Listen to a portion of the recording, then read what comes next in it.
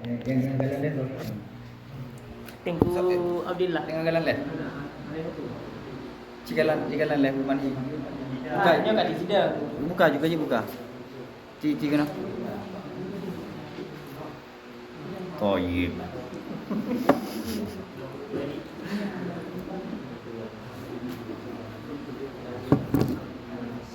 Okey, kita baca Mukadimah Ibnu Khaldun ya.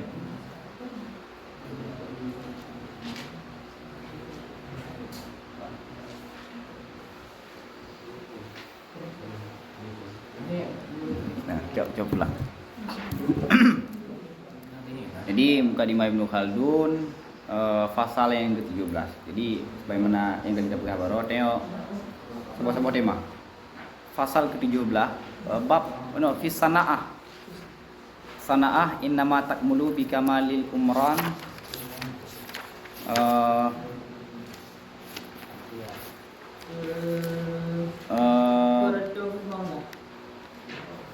Ini fasal. Bab kitab yang pertama. Nah, bab yang kelima. Pasal 17 apa? Jilid yang pertama apa? Jilid yang kedua. Beda sahabat. Tak kena kita apa? Jilid longgalan, lupa. Kali lupa, pertama belah. Ci baca. Al-fasl sani asyara li anna sana'i innama Kenapa kan sana'i? li anna sana'i innama takmulu bi kamali imrani. Umranil hadari wa kasratika. Ya, ini. Nampak bu? Nampak. Yang PDF yang beda. PDF jilid 2. Maknanya jilid pertama ya, Rona. Dek, Iron PDF. Oh, jut. Taib. Kiban ku PDF wah. Ku cetakan. Cetakan bu. Nampak. Nampak beda cetakan ah. Jilid paduk jilid kan. 2 buah jilid. Yang 2 buah jilid. Ha? Jilid kedua buka.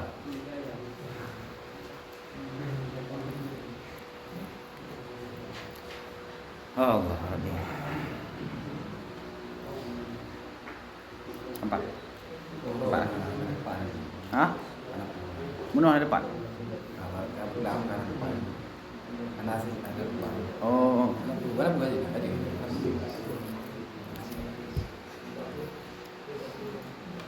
Kuan. Kena boneka apa tu?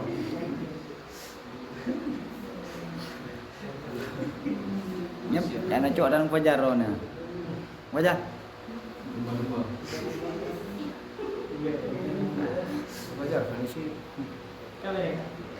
Kadang bu, kiban keempat. Nampak lah buah. Jilid kedua. Ada pun 6 download loh. Awal download jilid saya lagi kan? Iya lagi kan? 6 download. Keempat. Dah kena.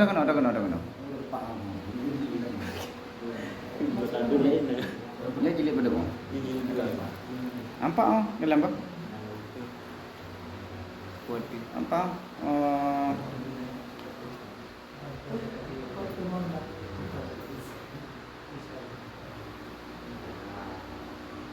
Nampak? Halaman 21. Yang cetakan sama berarti 21 jilid 2. Jilid kedua lagi kok. Jilid kedua.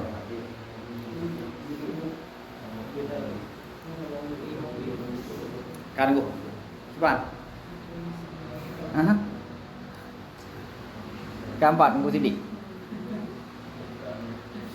Kah, irong 74 kitab.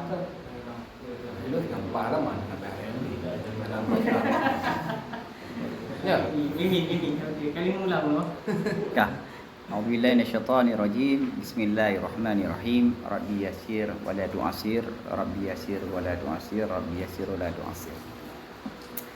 Baik, hari ini malam ini kita akan membahas satu topik yang sudah dihidangkan oleh Ibnu Khaldun tentang kepakaran, keahlian, kedisiplinan dalam suatu ilmu itu kapan sempurna. Kata lain, kapan suatu ilmu itu sampai di puncaknya. Kenapa? Semua kita menginginkan fikih. Kita menginginkan misalnya fikih harus berada di puncaknya. Tafsir dan berbagai ilmu kita menginginkan berada di puncaknya. Kapan suatu ilmu itu baru sempurna? Kita lihat sejarah fikih misalnya. Kapan fikih itu berkembang? Kitab fikih yang kita pelajari, yang berkhusus secara khusus mazhab Syafi'i itu dari dua kota ataupun dari dua negara, Baghdad dan Khurasan, Khurasan dan Mesir. Kitab yang kita belajar dari Bajuri, dari Syarah Matan Takrib Bajuri sampai ke Tufah Nihayah itu Mesir semua. Karena dalam sejarah fikih itu berkembang di Irak dan di Khurasan, kemudian di Mesir. Semuanya.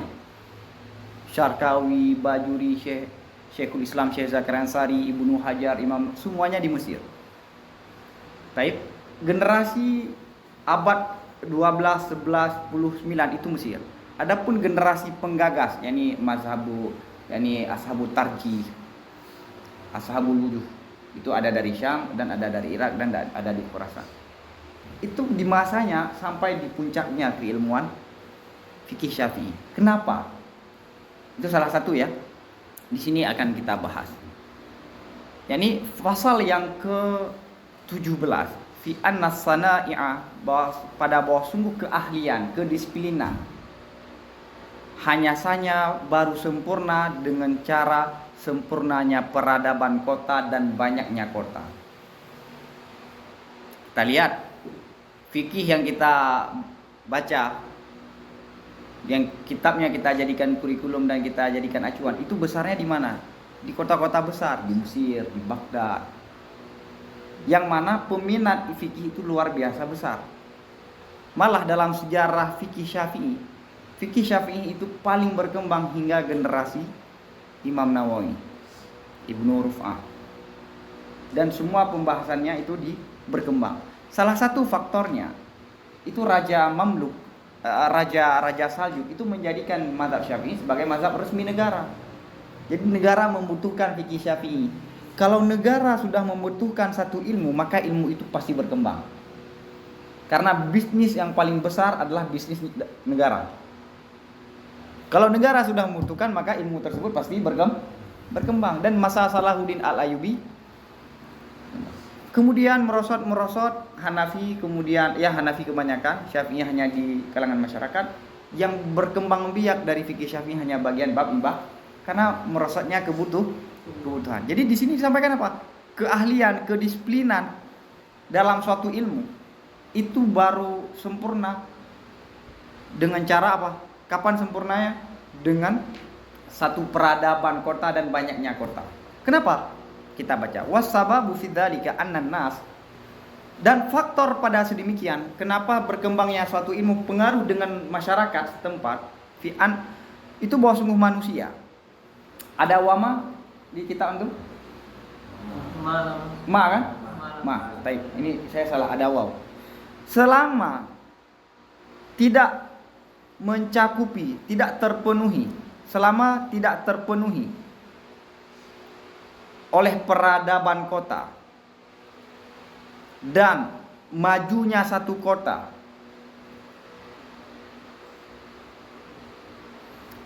itu hanya saja perhatiannya manusia itu pada kebutuhan pokok daripada hidup.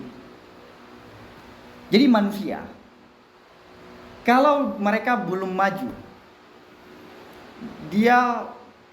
masyarakat setempat belum terbentuknya satu peradaban dan kotanya belum maju, maka orientasi dan perhatian masyarakat adalah kebutuhan pokok. Bisa nggak misalnya kita ini realita, kita yang hidup di pesantren, bisa nggak membaca kitab sebanyak mungkin hidup di perpustakaan? Enggak, kita perlu menikah, kita nggak ada beasiswa, dan kita berangkat dari keluarga yang sederhana. Sedangkan di dunia barat dari S1 hingga profesor, mereka beasiswa dan diberi duit secara besar-besaran untuk membuat penelitian. Kita nggak ada penelitian, kenapa? Duit dari mana? Maka jangan berharap suatu ilmu itu berkembang pada satu masyarakat yang pikirannya masih perut, masih MBG, perutnya masih, pikirannya masih MBG. Kecok, mendak. Iya, lihat orientasi masyarakat apa? Baik dari kalangan perempuan, kalangan anak muda, duit kan? Kenapa? Dia perlu menikah, dia perlu makan, dia perlu rokok, dia perlu kopi. Kebutuhan pokok dia belum terpenuhi, maka jangan harap dia memikirkan sesuatu yang besar. Karena menjadi filsuf ataupun memikirkan sesuatu yang besar itu perlu pengangguran. Kita nggak bisa berpikir kalau kita sibuk. Syarat menjadi filsuf itu harus menganggur. Iya, harus, makanya saya nganggur. Dan bagaimana bisa nganggur? Kalau makanan, pakaian ataupun apapun yang kita butuhkan sudah tercukup.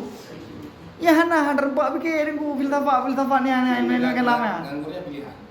Pilihan. Bukan terpaksa. Bukan takdir. Dia enggak terpaksa aja. Paham? Coba lihat, pertanyaan-pertanyaan kritis itu muncul di kalangan barat. Kenapa Tuhan ada?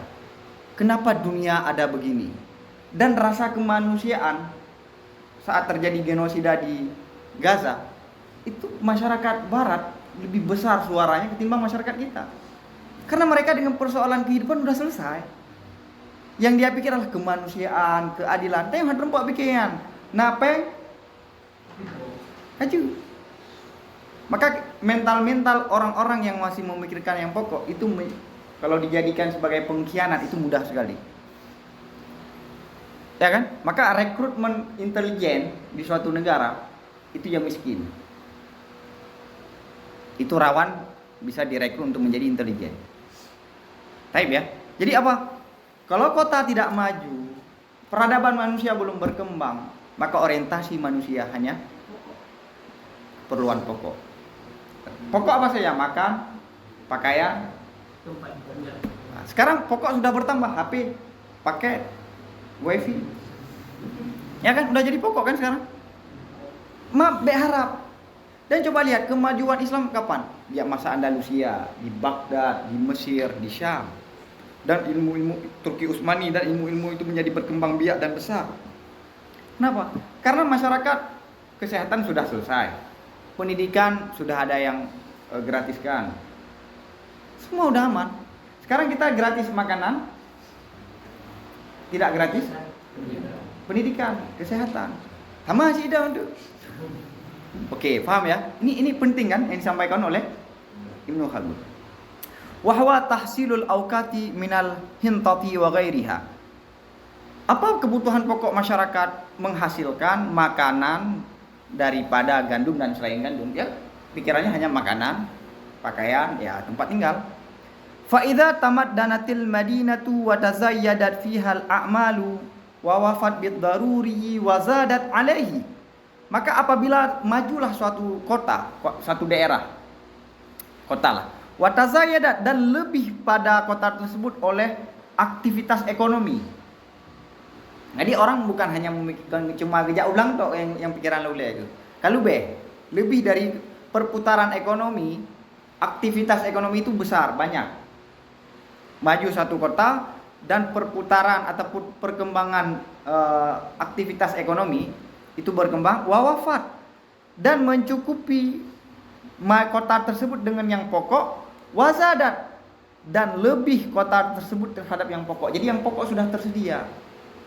Misalnya gini, jaminan hidup sudah ada. Ya kan? Kenapa masyarakat kita perlu PNS ataupun P3? Setidaknya jaminan untuk 40-60 tahun sudah ada. Baik. Surifaz zaidu hina idzin ilal kamalati minal ma'ashi. Niscaya diarahkan akan yang lebih saat itu kepada yang lebih sempurna daripada kehidupan. Kalau yang pokok sudah terpenuhi, maka yang sisanya kita alihkan, kita kerahkan kepada yang sempurna. Misalnya rumah sudah ada, yang kita pikirkan apa? Bagaimana membuat rumah itu lebih bagus. Tapi kalau rumah belum ada, yang ada dalam pikiran kita apa? Rumah. Buat Bagaimana bentuknya? Itu nomor 2. Tapi bentuknya, warnanya, terus backgroundnya, interiornya, itu setelah ada begitulah analogika. Baik. Thumma inna as-sana'i'a wal 'uluma innama hiya lil insani min haitsu fikruhu alladhi yatamayyazu anil hayawan wal qutu lahu min haitsul hayawaniyatu wal ghizaiyatu fa huwa muqaddamun li darurati 'alal umumi was sana'i. Kemudian bahwa sungguh kedisiplinan, keahlian dan ilmu, hanya saja ilmu dan kedisiplinan tersebut bagi manusia dari sisi pikiran manusia yang membedakan dianya manusia dengannya pikiran daripada binatang. Jadi begini, ilmu itu identik dengan manusia, yang dengan ilmu tersebut manusia berbeda dengan, karena untuk meraih manusia, meraih ilmu perlu pikiran, dan pikiran itulah yang membedakan antara manusia dengan binatang. Dan ini ada tambahan. Wal qutulahu, dan makanan pokok baginya manusia dari sisi sifat hayawaniyah dan memiliki sifat ghizaiyah, yakni butuh makanan. Jadi manusia memiliki dua sisi. Sisi akal, maka dia butuh asupan ilmu, butuh keahlian. Sisi yang lain, dia hewan, dia berkembang biak, dia perlu hidup, maka perlu paham? Wal qutu lahu, makanan bagi dia dari sisi hayawaniyah wal ghizaiyah. Fahuwa, maka makanan ini muqaddam bid darurati 'alal ulumi was sana'i, dan makanan itu didahulukan. Kenapa? Karena butuhnya makanan terhadap apa didahulukan? Terhadap ilmu dan keahlian. Jadi kalau sudah berhadapan dengan kebutuhan, ilmu apa kebutuhan? Kebutuhan. Karena itu untuk keberlangsungan hidup. Maka jangan berfilsafat, filsafat tidak akan lahir di perut yang kosong. Jadi orang yang lapar itu tidak akan mampu berfilsafat, karena kebutuhan pokoknya yaitu makanan itu yang ada dalam pikirannya. Paham? Jadi manusia walaupun dia butuh ilmu, tapi kalau perut belum selesai, maka apa? Maka cara menghancurkan suatu negara itu ada teori, buat dia miskin. Kalau dia miskin, dia tidak akan bisa memikirkan hal yang lebih. Masyarakat kita bisa nggak memikirkan bagaimana memakmurkan suatu negara, ataupun Aceh nih, bagaimana membuat Aceh semakin maju. Kalau selama masyarakat Aceh masih miskin, pikiran itu tidak akan ada. Dan pejabat itu merawat kemiskinan masyarakat, karena kalau masyarakat miskin dan awam, mereka tidak tahu mana yang benar dan mana yang salah. Maka kebodohan itu harus dirawat. Untuk apa? Biar tidak terbongkar kezaliman-kezaliman yang dilakukan oleh elit. Dan kalau masyarakat miskin, kita bisa beli suara mereka, bahkan kita bisa beli harga masyarakat. Paham ya? Oke? Wahia mutaakhiratun anid daruri, dan ilmu dan kepakaran itu tertakhir daripada kebutuhan pokok. Tetap kebutuhan pokok. Maka sudah terjawab kenapa ilmu sekarang berkembang di barat, sebagaimana sebelumnya ilmu berkembang di pusat-pusat Islam. Kenapa? Karena pokok sudah selesai. Kesehatan, pendidikan, tunjangan hidup itu sudah ada semuanya. Maka manusia bisa menggunakan akalnya kepada kreativitas. Maka sulit ilmu itu berkembang di kampung. Dan manusia dimanapun berada, dia sulit berkembang biak di kampung. Wa ala miqdari umranil baladi takunu jaudatus sana'i lita'annuki fiha hina idzin wastijadati ma yatlubu minha bihaitsu tatawaffaru dawa'i tarafi was saurah. Dan di atas ukuran kemajuan suatu daerah, niscaya adalah kualitasnya keahlian lita'annuki fiha hina izin. Karena ta'annuk itu seni ya, memperindahnya padanya sana'i saat itu, wa istijadah, dan memperbaiki sesuatu yang dicari daripadanya keahlian bihaisu dengan sekira-kira, didukung tatawaffaru dan didukung oleh dorongan-dorongan kemewahan, sarwati yakni dan kekayaan. Sarwah itu kekayaan. Jadi begini, sejauh mana suatu daerah itu berkembang, maka kedisiplinan di situ berkembang. Misalnya kerajinan. Cibayang lihat plik Aceh re dengan plik kamu biren tu hayu. Plik matang, hayu plik matang. Tak dah ka plik matang ni. Plik terkenal matang. Fatanara. Ataupun kuah rayu. Patarana. Alah, nyan tungku murut pak kampung neo. Jadi apa yang mau disampaikan? Bahwa kualitas, jadi kualitas suatu keahlian, kedisiplinan itu tergantung sejauh mana kemajuan suatu kota. Di Cina, kerajinan di Cina itu lebih berkembang daripada di tempat yang lain. Kenapa? Karena Cina sudah maju. Taib, ke depan akan dijelaskan. Misalnya begini, pandai parang yang nadi itu berhoti kunana. Baik. Keren di sekitaran kita, tapi kalau kita bandingkan dengan daerah yang sudah maju, pasti jauh kualitas beda. Indonesia bisa buat mobil nggak? Bisa. SMK itu udah puluhan tahun lagi tak bisa. Kualitas dengan Taiwan aja, siapa yang hebat? Lebih hebat di Taiwan dan di Jepang dan di Korea. Jadi wa ala miqdari umranil balad, sejauh mana kota itu maju, daerah itu maju, maka kualitas suatu keahlian, kedisiplinan itu lebih bagus dan lebih indah. Apalagi ini bihaisu tatawafaru, apalagi dengan sekira-kira didukung oleh kemewahan dan kekayaan. Jadi kalau suatu tempat yang orientasinya sudah tinggi, lukisan, arsitektur, itu pasti semakin indah. Maka di masa kerajaan Islam itu masjid itu para raja saling berlomba-lomba ukirannya, dan setiap dinasti itu punya corak masing-masing. Maka kalau kita pergi ke Mesir ini tahu ini dari kerajaan Al-Ayyubiyah, ini Salabiyah, Ayyubiyah, ini Mamalik, ini Saljuk, ini Utsmaniyah, punya corak masing-masing dan sangat indah. Diakui oleh pakar-pakar sekarang. Padahal masjid sudah ada, tapi memperindah ini kan bagian kamalat, bagian kesenian. Paham ya? Kesempurnaan, jalan yang dibuat oleh Belanda dulu di Aceh, ataupun bangunan yang dibuat oleh Belanda dulu di Aceh, itu 100 kali, bahkan 1000 kali lipat lebih bagus daripada yang dibuat oleh orang DPR. Karena markup saja sudah setengah daripada harga. Misalnya harga rumah 500.000, itu yang disediakan bahannya 200 juta, 250 juta. Itu real sekarang. Tapi lihat bangunan-bangunan klasik yang di Medan, yang ada di Surabaya, peninggalan-peninggalan Belanda sampai sekarang masih kokoh. Bahkan di Turki, di Istanbul itu nggak ada bangunan-bangunan baru, jarang. Semua bangunan-bangunan klasik. Di Prancis ada nggak bangunan-bangunan pancar lagi kayak di nggak ada. Di Inggris bagian nggak ada. Kenapa? Karena kualitas. Paham ya?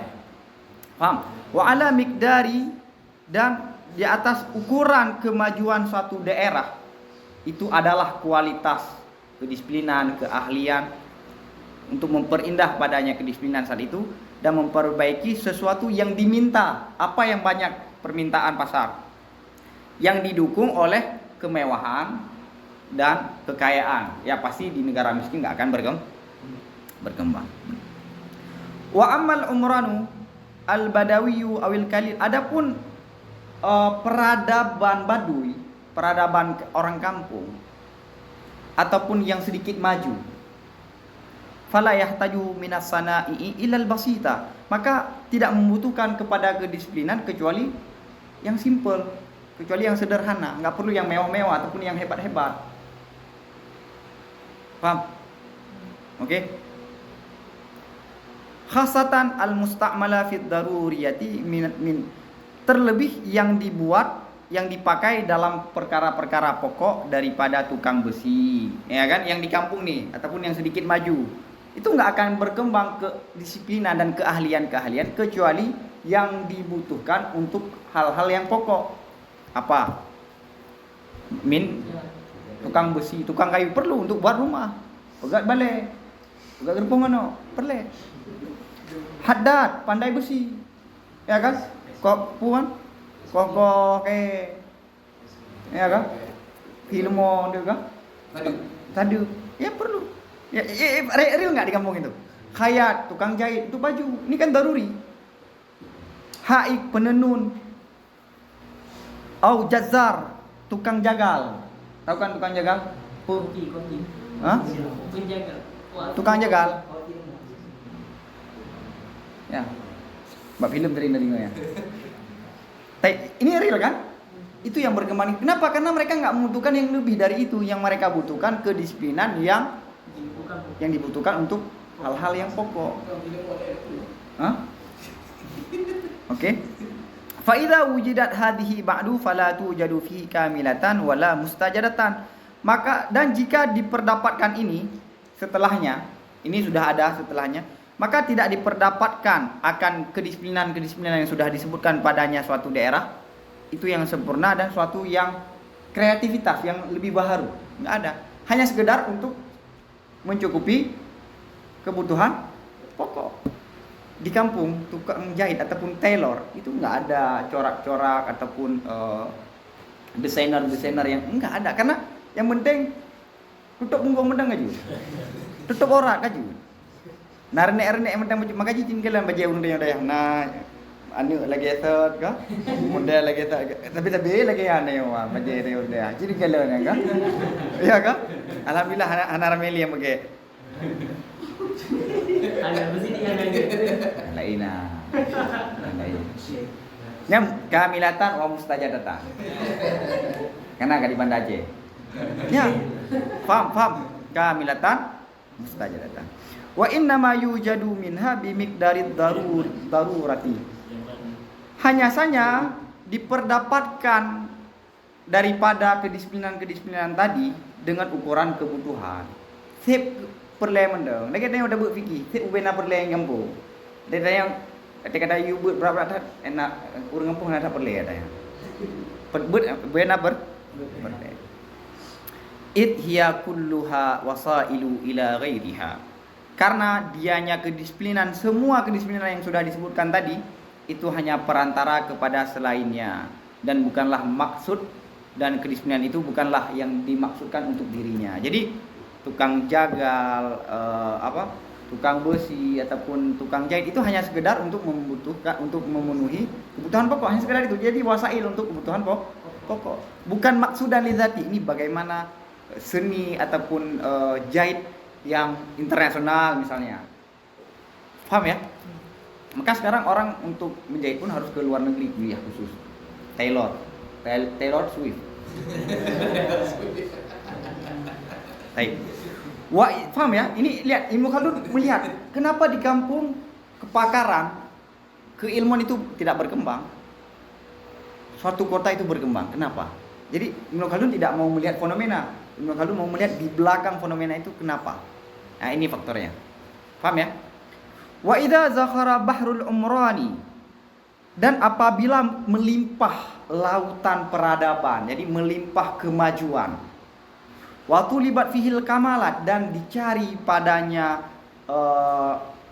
daerah akannya kesempurnaan. Jadi yang dibutuhkan lagi bukan hanya pokok saja, tapi yang diminta adalah kamalat.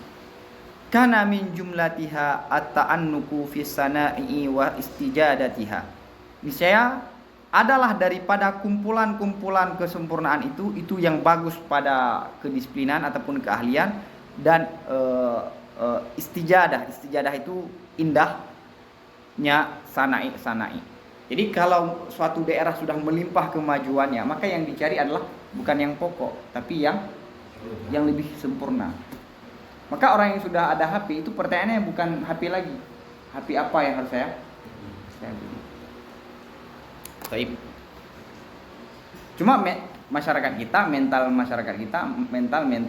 pembeli bukan penjual, sedangkan mental orang-orang Jepang dan orang Cina itu pembuat, penyedia, penyuplai. Fakamulat bi jami'i mutammimatiha wa tazayyadat sana'i'u ukhra ma'aha. Maka sempurna kedisiplinan tersebut dengan semua kesempurnaannya dan lebih, dan menambahkan kedisiplinan yang lain bersamaan dengan kedisiplinan yang tadi. Misalnya kalau di kota, kalau berkembang satu HP, maka yang berkaitan dengan HP juga berkembang. Tapi China sama Amerika berlomba-lomba dalam kemajuan. Jadi pembahasannya bukan lagi membuat HP, tapi bagaimana membuat HP seindah mungkin, secanggih mungkin, sejernih mungkin kameranya, seestetik mungkin. Faham ya? Faham ya? Mimma tad'u ilaihi awaidut tarafi wa ahwaluhu, daripada perkara-perkara yang dibutuhkan kepadanya oleh kebiasaan-kebiasaan kemewahan dan kondisi-kondisi kemewahan. Ya pasti ya, negara maju, tempat yang sudah maju, duitnya berlimpah, yang pasti orang ingin yang lebih untuk kemewahan. Saat butuh kemewahan maka akan butuh penyedia. Penyedia ini harus membuat satu produk yang lebih indah, maka kedisiplinannya dalam membuat produk semakin bagus. Min jazar, apa saja misalnya ini kedisiplinan yang ada di kota-kota maju? Daripada penyamak kulit, penyamak kulit, jazar, dabbagh, pembuat kain halus, dan kharas, perajin emas, Cik Lemi misalnya kan, sair, penenun, dan yang seumpama dengannya itu nggak ada di kampung. Ada nggak pabrik di Aceh? Pabrik apa misalnya? Pabrik rokok pun nggak ada. Semua yang kita pakai hari ini itu semuanya dari luar. Terus boh mana dari luar sih. Boh mana? Indomie dari luar sih. Bandung. Cuma cara maju. Paham ya kan? Maka bagaimana membuat satu kedisiplinan itu berkembang? Kualitas masyarakat harus meningkat. Kalau masyarakat kita masih rendah literasinya, pemahamannya, maka ceramah-ceramah yang diminati adalah ceramah-ceramah lucu, ceramah-ceramah yang minim keilmuan. Kenapa? Masyarakat beralasan butuh hiburan, tidak sanggup. Tapi kalau masyarakat udah berkembang, lagut nggak tunggu lagi? Lagut ya. Paham ya? Taib. Waqat tantahi hadhil asnafu idza istahbara al-umranu ila an yujada fiha katsirun minal kamalat. Dan kadang-kadang berakhir ataupun sampai puncak, tantahi itu sampai puncak. Jadi tantahi kan berakhir di puncak. Dan kadang-kadang sampailah di puncak ini model sana'i tadi, kedisiplinan, apabila berlimpahlah kemajuan. Apabila suatu daerah kemajuannya berlimpah, maka kedisiplinan tadi sampai di puncaknya. Sampai kemana? Ila ayyu jada, hingga bahwa diperdapatkan padanya kota tersebut, daerah tersebut, akan kebanyakan daripada kesempurnaan. Ini hal-hal yang lebih, bukan hal yang pokok lagi. Lihat nanti ke depan. Wa yata'annaku fiha fil ghayah, dan mereka berlomba membuat bagus padanya kesempurnaan fil ghayah, sangat bagus. Ya kan? Ya, lomba Huawei dengan iPhone. Ya kan? Wa takunu min wujuhil ma'ashi fil misri li muntahaliha bal takunu faidatu min a'zami fawaidil a'mali.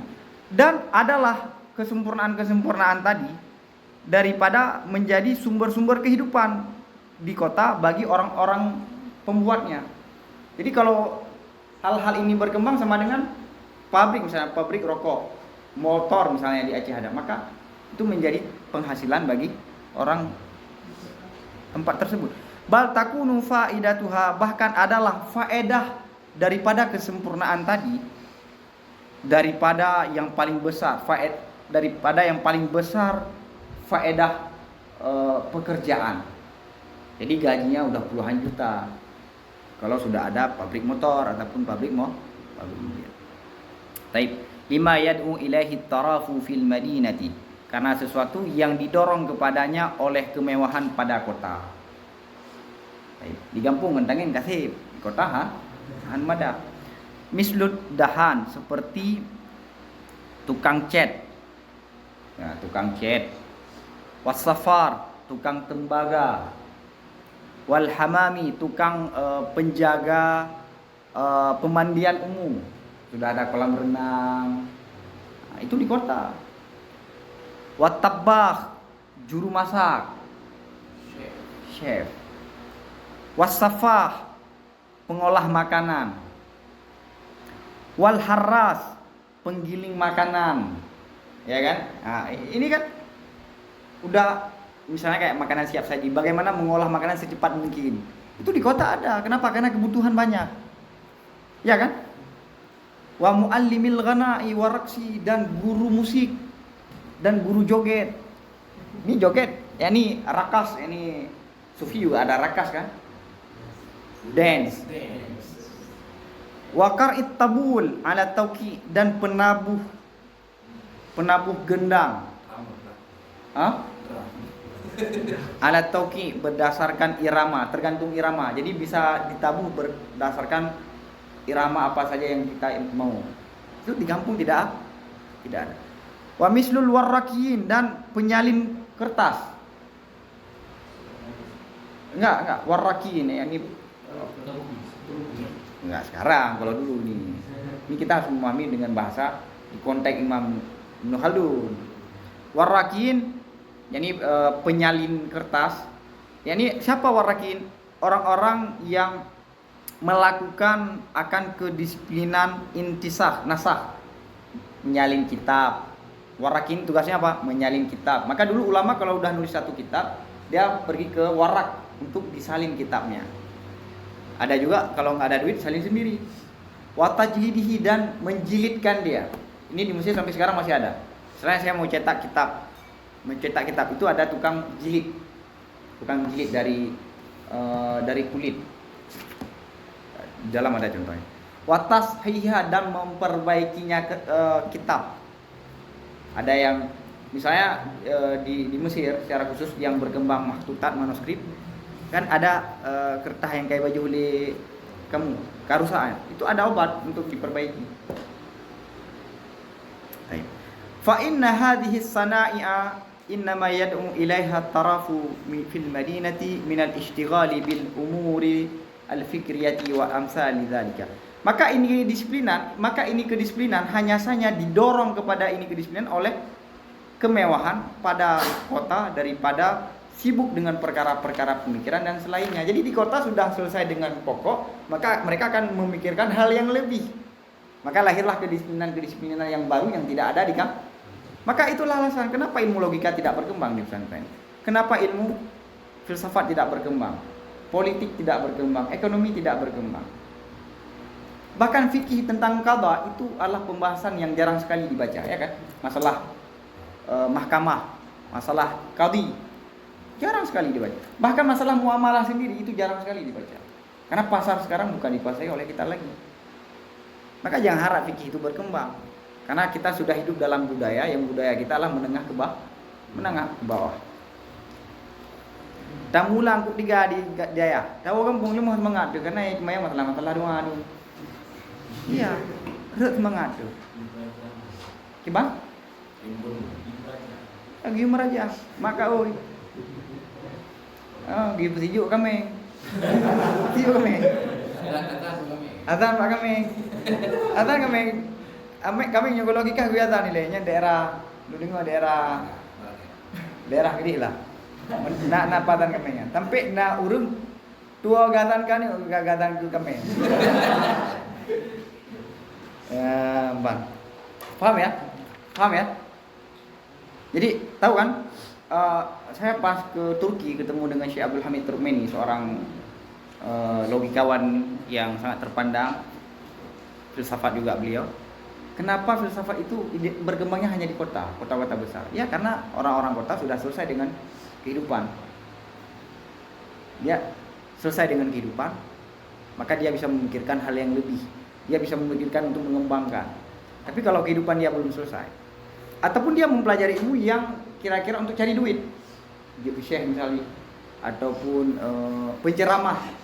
Jadi kita hendak baca di dalam-dalam. Yang penting ceramah mantap-mantap. Nyut nah model lagi ya. Paham ya? Karena kebutuhan. Pasarnya di situ. Oke ya. Misalnya menjadi pakar fikih, pakar tafsir, pakar hadis. So perlu itu. Dawa hobi tak kira paling nyaji dah hadis. Ya kan? Nyementek buka konten tak kira hadis. So yang membutuhkan enggak ada kan? Kalau di Eropa, setiap pembisnis itu perlu di sampingnya orang critical thinking, perlu orang-orang yang cerdas, yang logikanya kritis.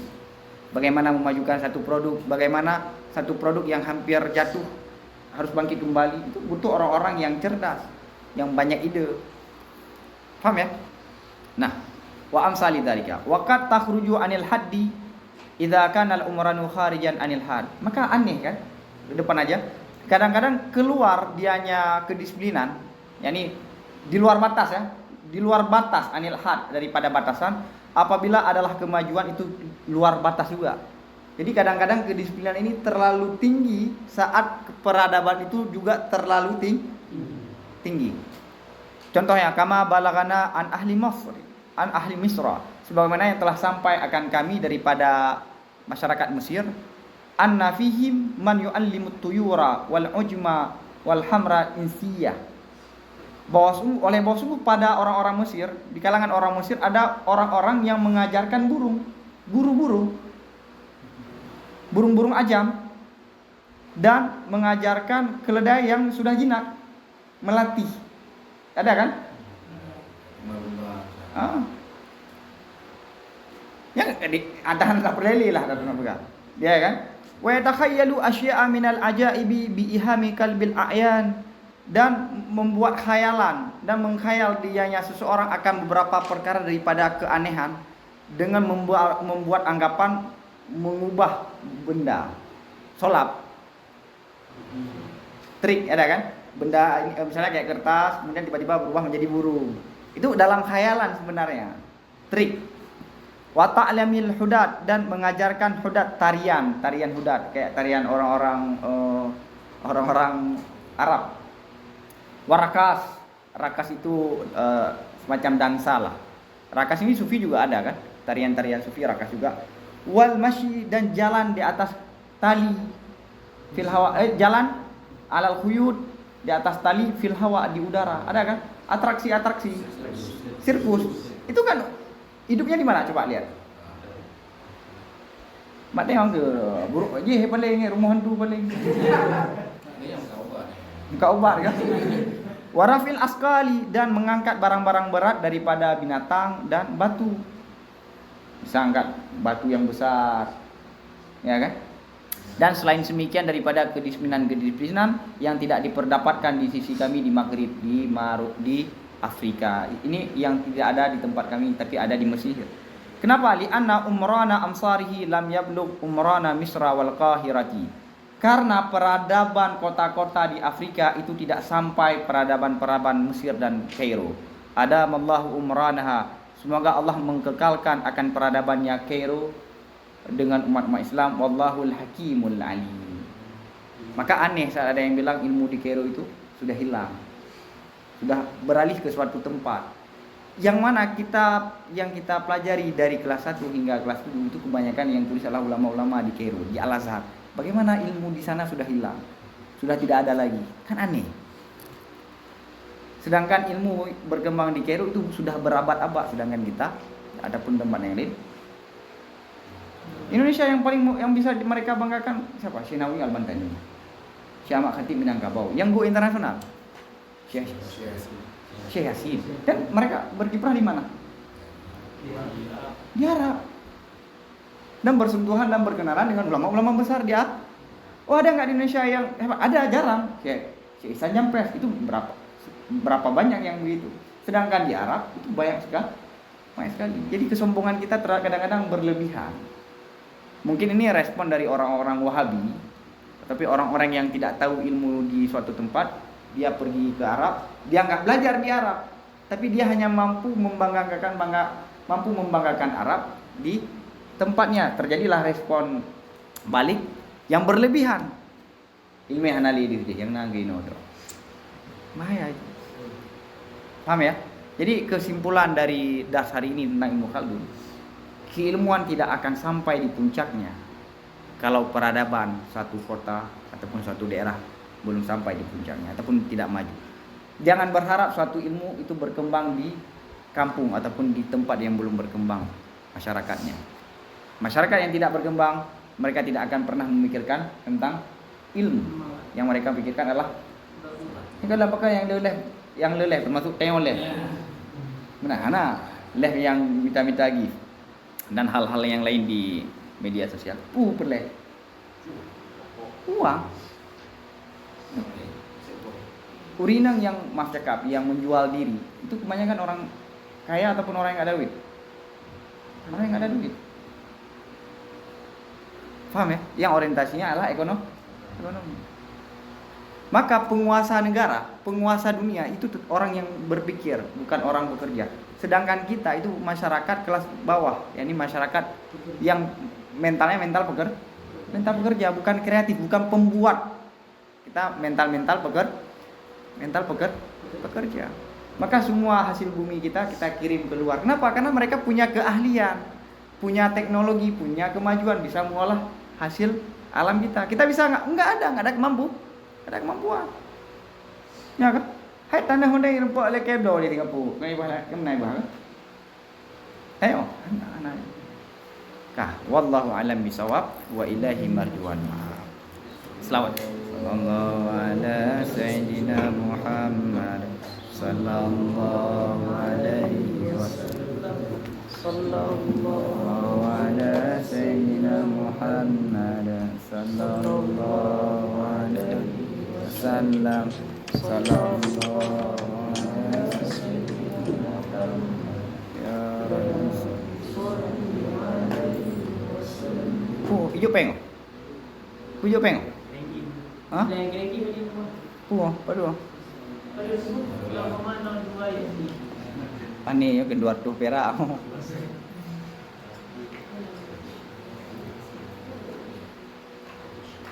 Nah, nonton ya? 12 bulan roh. Buat plan non 12 bulan roh. Tegolom ya?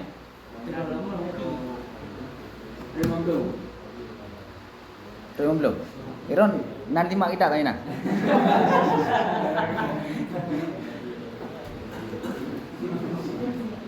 Buat template dulu dengan akhiri live dengan 29 bulan roh.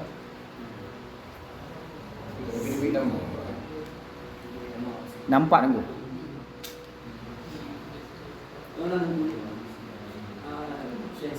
Balik siapa? Assalamualaikum, Bib. Oh iya, lobster hari malam ini tutup, besok baru dibuka insyaallah. Jadi besok malam kita makan mie ya. Tolong kabarin ke Ustaz Adlika.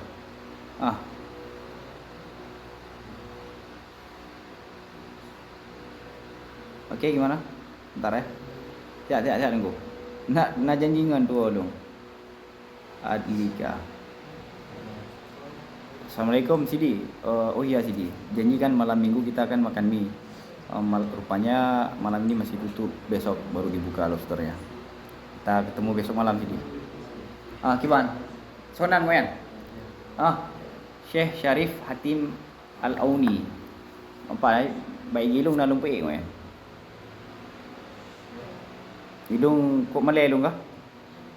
Nalo pikir sapu karena urai ya, dong pekeknya. Oleh. Nampak kan? Kalau lagi Arab belum kah? Nya merasa pede lu karena urun nunggu cekir pakai aja kerung, belum pakai blonya lo mampu. Baik ija ya. Tengok ija ada baju mana? Ija ada baju ija ya. Nyawa ni ija dedang mana? Pakai tu mana? Tapi dia lu tro do Arab i pakai tu nyan mandum ko bangai gitu. Nampak kan? Karya wen ne follow Facebook wen. Tinggal tu ni. Syekh Syarif Hatim Auni dan wen ke pensiun. Okey, nah kita wen al-kaifiyah maklum istiwa maklum wal kaifiyah majhul. Baik. Balik hidayah kitab kuai sunni nama. Yang tu latar belakang Imam Qaisuni boleh kitab syarah sulam. Dia bercerita di Ahmad bin Al-Husaini dalam kitab Mursyidul Anam. Jadi Saban, Attar kan terkenal kan malim dah kan, dalam ilmu akhliyah. Karena kan kerja Syam, kerja Turki kan, melebihi rata-rata Hasan Attar, Syekh Hasan Attar. Jadi ulama-ulama Azhar ni hendak kata kan, termasuk Al-Qaisuni. Jadi Al-Qaisuni getantang istilahnya nyo ron Attar urung malim ilmu akhliyah. Ilung akan tulis Sulam Munawarah, syarah Sulam Munawarah tanpa lu baca kitab satu pun. Nah, biasa dia tidak tulis kitab kan, baca kitab lain kan, tambah banyak. Tapi penilaian para ulama tetap kualitas beda dengan Syekh Hasan Attar. Ya, Syekh Hasan Attar. Ini lagi kita mau buatin. Yang mesti lagi bajuri kan, kering dari kiban Imam Bajuri. Kiban but Bajuri, so pu kita je mengusumbut. So murid ke, so gure ke. So tokoh utama yang membentuk Imam Bajuri. Ya, yang ini disampaikan. Sebabnya biasa nak biografi generasi uliko dah. Imam Syafi'i dia ada depu yang Imam Nawawi tapi Bajuri kagak guna aja kagak guna. Syarkawi kiban kan. Dasuki kiban kan. Dia hanya melihat hasil dari urian, tapi bagaimana faktor di belakang keberhasilan para ulama-ulama besar. Pun kita membaca. Pasti urian bacaan itu. Dan lagi Imam Isnawi merasa lebih hebat dari Imam Nawawi. Kenapa? Karena di Syam saat itu, jadi di masyarakat kebijakan pemerintah setiap kampungnya na perpustakaan besar ya. Dan menurut klaim Imam Isnawi, di masa saya kitab ashab Syafi'i itu lebih banyak di masa saya ketimbang di masa Imam Nawawi. Maka kita nak gerempak baca Imam Nawawi tapi nak baca, maka yang kagak tarjih Imam Nawawi yang kurang tepat. Kali Imam Islami dalam kitab Muqaddimah Al-Muhimmah. Elok enggak terserah walaupun Ibnu Hajar udah gebantah Imam Islami. Tapi yang lu nak bergapu. Pakan Imam Islami berani ubah lagi karena ada kitab. Pakan ada kitab. Karena main tinggal di pusat kota. Masa Salahuddin Al-Ayyubi. Imam Ghazali Pak Ude kan. Imam Haramain di Baghdad di masa An-Nizamiyah sedang di puncaknya. Yang mana orientasi Perdana Menteri wadahnya Nizamul Muluk, fikih Syafi'inya harus berkembang, akidah Asy'ari harus berkembang. Dan bantai semua. Negara langsung terlibat. Ini cina bayangin dong, mesti Prabowo buka kebijakan untuk hafal alfiyah. Maka hana yang mangayan. Nyino kan le lemah oleh untuk hafal alfiyah. Tanggup lah, lah. Kai pegak kebijakan tu, dah ijuk peng tu umrah. Nya hana le yang lemah oleh ya. Hana pres sampai gelas 5 gelas 6. Gelas tu rencana gelas put berobut, gelas 2 habis apa. Ya, tengok hana dukungan apa itu dukungan ni lagi. Pegahnya ke hafal alfiyah, mantabah harafin nahwi kan. Yang paling ini demka. Dikaje ke nahwinya ilmu lain mangat je mendu. Cerita ulama awal macam. Kita dongkrak semangat le. Faham kan? Yang kemana? Jadi dua.